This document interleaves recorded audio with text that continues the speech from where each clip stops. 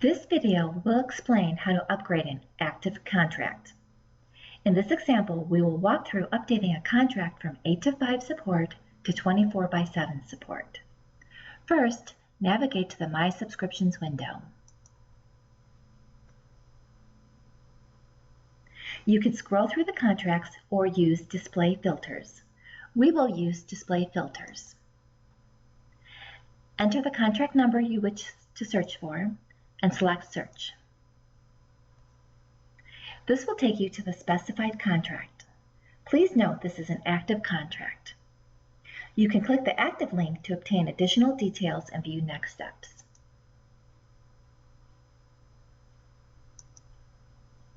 Next, we will click the drop-down next to the order date. This will show you the products associated with the contract, including catalog number and quantity. Click the Upgrade link in the Action section. This will take you to the Upgrade Product screen.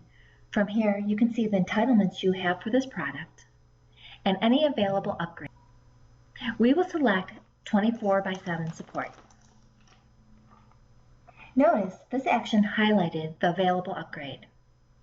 Click Add to Cart. From this screen, you will see the upgrade price for the number of licenses in your contract. Click Checkout.